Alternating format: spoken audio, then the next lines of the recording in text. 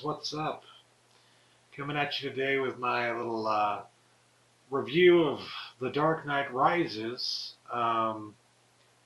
I went to see it opening day. Sadly, before I even got to see it, I heard the news about The Dark Knight Rises shootings, as they've come to be called. I have an article up on the website that kind of expresses my feelings on the subject. It's a tragedy, but it should not really be associated with film or with that film either. I mean, anybody who learned anything from this movie should know better than to blame the Dark Knight franchise or film in general. I mean, honestly, if you're going to blame anything, I've heard people blaming violent video games, this fucking. We need gun control. We need tighter gun control. I always hate like this call for censorship or even for like a revoking of the Second Amendment. It's just, what are you talking about? Every time something like this happens, somebody has to use it for political means, and that's what it is. Whether or not they realize it, whether or not they're intending it to be that way, that is and can be the only way that it should be seen, is as a freaking ploy to get your own political message out there. You're using a tragedy, the deaths of 13, 14 people, and you're using it to get across your own political message. And that is absolutely disgusting. That's all I have to say to those people. And that's just another reason I do not really want to get into the typical journalism field. If I did, I would have gotten a degree in journalism and not in English. Yes, there are many more opportunities in English, especially in the field of journalism, that don't have to do with the typical journalism style. I mean, hell, I could go to write for a magazine, and magazines, for the most part, are opinion pieces. They have very little to do with, sensationalism, at least in the typical format that you see in the news media and whatnot. And that is what I would like to avoid. And before I get back onto the topic of the movie and what I thought of it, I just want to say, people keep blaming this and that. And honestly, there was a movie that came out a couple of months ago that actually featured the characters going on a shooting spree in a movie theater. And it was called God Bless America. Ironically enough, not saying it was the fault of that movie.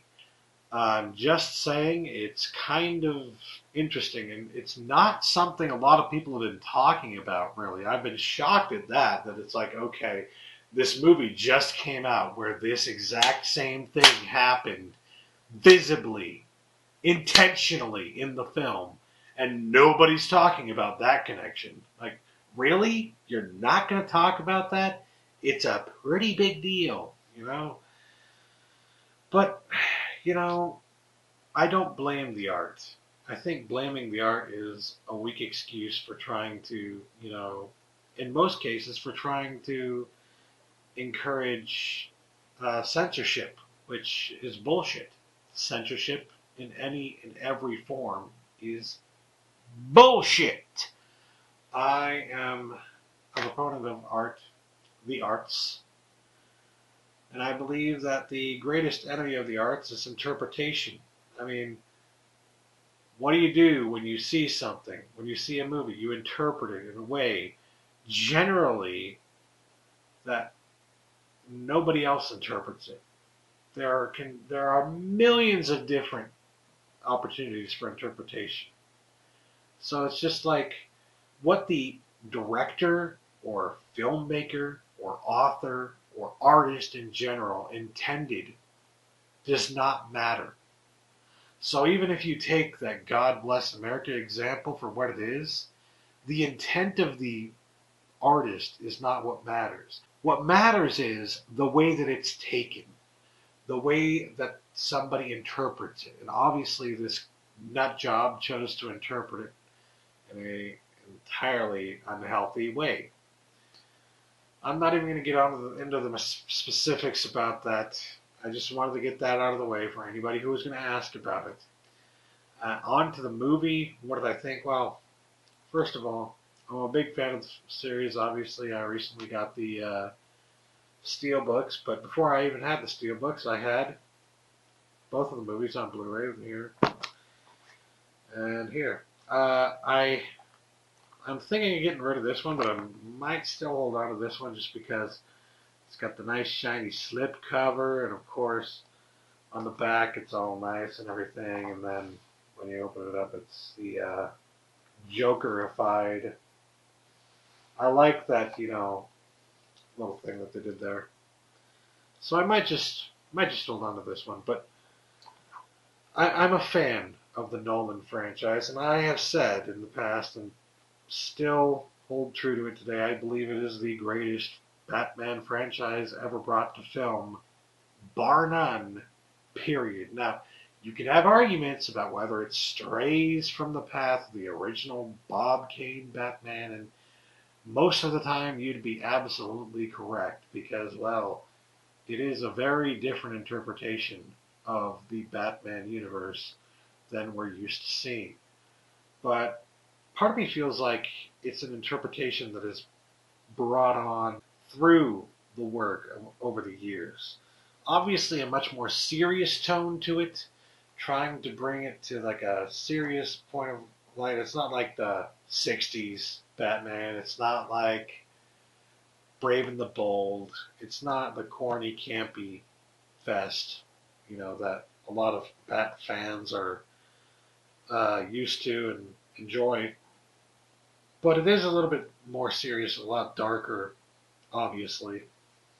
And I'm a really big fan of it. So when I went to the movie, I was fully expecting I had to, ignore the hype train entirely. I was hyped a few months ago. I was hyped when 2012 came around. January 1st, I'm sitting here thinking, I can't wait for that movie to come out. That is the one movie I can't wait for. I think I even did a video about like the movies I was most anticipating in 2012. Definitely on that list. I just really wanted to see it. Wanted to see what they were going to do with it. And I was not disappointed, folks. I just was not disappointed. A lot of people were disappointed. A lot of people said, oh, there's a problem. Here's a problem. Here's a problem. If you're looking for problems, you're going to find them. And over the past few years, I've noticed a lot of hate starting to spring up. Now, after The Dark Knight came out, everybody loved it. Everybody said it was one of the greatest films of all time. Everybody was all fucking about this movie. But I think what happened is that a lot of people noticed, a lot of fans noticed that everybody was about this. And nobody would shut up about this. And so because nobody would shut up about this, they started to hate this. And then they started to hate this. And then they started to hate Christopher Nolan. And then they started to hate the whole thing. This whole taking it seriously thing suddenly was out of fashion. It wasn't in vogue anymore. And what bothers me about that is this whole concept that, well, it's popular among the main crowd, therefore I don't want to be a part of it because I don't want to be mainstream, and these movies are mainstream. And whether you see it that way or not, in a way, in a certain light that you cannot deny, that is exactly what's going on here. This entire thing about we don't like the serious tone of the Christopher Nolan films sprung in a certain way, sprung from that we don't want to be part of the mainstream. We want to be the geeky nerds that we were when we grew up reading the comics and all that. And it's just like, that's fine. You can be the geeky nerds you were when you grew up with Batman in whatever fashion you grew up with him in, and still enjoy these movies. You don't have to hate them because everyone else loves them. If anything, that should inspire you to appreciate it more. But as for the movie itself, On my website, I did a review on Geeky.com, and I gave it a 9 out of 10, and I pretty much stand by that, although after thinking about it a little bit more, I found a few small things here that kind of made me go, eh.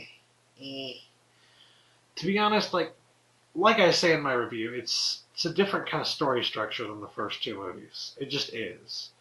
But that doesn't make it bad. It's just different. And a lot of people are going to be caught off guard by that. I think a lot of Johnny-come-lately fans, actually, the ones who really, didn't know much about film but knew that they loved this because everybody else loved it. The ones you hated and what made you hate the Christopher Nolan franchise in the first place, those fans, they're going to hate this movie. A lot of them are going to hate this movie because it's a different story structure. They're used to the story structure in this movie and in this movie, and they completely flip it upside down for the third and final act. I still liked it. I just felt like parts of the story structure, in particular, the thing everybody keeps raving about, which, God, I have no idea why, were not good. In particular, the character building just was not good. I'm sorry, but having experience talking about and writing about and reviewing films for a living, I can tell you for goddamn certain that the character building, the way that they built up the characters in this film, was not very good. In fact, it was kind of by the numbers. It wasn't anything special. It was just, I don't want to say predictable, because in certain cases it definitely was not predictable. But, it was very much like, well, I could have seen that coming. Just like almost bland. The characterization of the people in the film, in a lot of cases, was pretty bland. And I guess really that was my only real problem with it, was that the characterization of everybody in the film was rather bland. The stories that they told to build up the characters were also a little bit bland. But it was still like a fantastic story, shot very well, very, very good movie. But I did notice another flaw. And spoiler alert, it's not a big spoiler alert for those who are just like, well, should I stick around or not? The spoiler alert isn't really that big. It's just a small thing. And that's kind of why I want to point it out, because it's not really a big deal, but it did kind of get on my nerves after I thought about it. In the film, there is a scene where Bruce Wayne goes to see a doctor, trying to be Batman again, right? And the doctor tells him he has no cartilage in his knees. Kind of a joke, right? Like, oh my God, he's got no cartilage in his knees anymore? Jesus Christ. But apparently he gets some, James Bond technology, and he puts something, wrap thing around his leg, one above his knee, one strap above his knee, one below his knee, and suddenly his knees are fine again. God, what I wouldn't give for technology like that, right? But the thing that got me is when I was watching it, I thought to myself, God, I hope Bane doesn't figure out that he's got that around his knee, and that's the only reason he's able to do anything that he's doing right now. Because Bane will just rip it right the fuck off. And eventually, you notice he doesn't have it around his knee anymore. But when you notice that he doesn't have it around his knee anymore, he's still doing extremely strenuous exercises, like push-ups and fucking all that shit. And eventually he's climbing up the side of a wall, which you definitely cannot do if you don't have any freaking cartilage in your knee, and if you don't have that special movie technology. Fucking James Bond. He didn't have that anymore, so how was he able to do the stuff that he was doing? What the fuck? What? I just caught that after the fact. It's just a small little thing most people aren't even going to pick up on, but, it's just one of those things. Like, really? If you're going to add that little thing in there about how he has been out of service for so long that his knees are all fucked up and he can't do anything with them unless he has that special James Bond technology around his goddamn leg, then you need to keep up with it. You can't just decide later on in the film, well, nobody cares about that anymore, so we're just going to forget that ever happened. What? What? So yeah, in hindsight, maybe I'll give it an 8 out of 10 instead of a 9 out of 10, but I'm not going to change that score on my review. Honestly, I give too many things an 8 out of 10. If I really like something, but I find a few flaws in it, that's the score I give it. So I'm tired of giving it an 8 out of 10. I really liked it. I really prefer to give it a 9 out of 10, because even though it did have those few flaws, it was still a really damn good movie, a really good finale. I mean, got me pumped. It met my expectations. I don't know if I would say it exceeded my expectations, but it met my expectations. And my expectations were that it was going to be something that wasn't wonderful. Everybody was saying that, a lot of people were saying that this movie was going to suck. Outright suck. Like, oh, Christopher Nolan's movie sucks. Dark Knight Rises is going to be worse than the trilogy. It's going to be horrible. Look at this. This trailer sucks. If you don't remember that, then you have selective memory, because I saw it all over the frickin' place when the trailers were coming out for The Dark Knight Rises. And, yeah, the most I was thinking is, well, the first two movies were excellent. So even if it's the worst film in the series, it's still going to be really good. As it stands, I definitely put it after The Dark Knight in terms of quality. So I would say The Dark Knight was the best in the series. The Dark Knight Rises is the second best. And then Batman Begins is the third best. And really, you can't go wrong with a Batman franchise like that.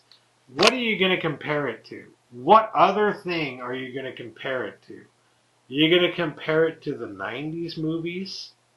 Need I remind you of Batman and Robin and even Batman Forever, which a lot of people were like, yeah, Batman Forever is actually pretty good. I remember at the time a lot of people were talking about how goofy Jim Carrey was as the frickin' Riddler. And I remember at the time also thinking, my God, Tommy Lee Jones is the worst Two-Face ever. I'm sorry, he is. I mean, I love Tommy Lee Jones, but why did he have to play Two-Face? Why? I just don't get it. And of course, like, changing who Batman is every other frickin' time. Granted, the whole Christopher Nolan Batman voice has become a joke, but I mean, that's kind of what Batman did in certain versions of the Batverse. Like in the animated series, one of the first things you see him do is, like, in his normal life, he talks normally. And then the second he puts the cape and cowl on, he's all gruff and rah. I mean, Christian Bale is trying to do that to his best ability, which apparently isn't that good, but oh well. I mean, I feel like he still does a decent Batman. Maybe it's not the best Batman out there, but he does a decent Batman. We can argue about who the best Batman in any movie or TV franchise is, but, it's just, you can't even argue the quality of these films. They're just fantastic. And The Dark Knight Rises is another fantastic film in the series. So, yeah. Those are my thoughts on The Dark Knight Rises and The Dark Knight Rises shootings and all of the hullabaloo surrounding the Christopher Nolan Batman franchise.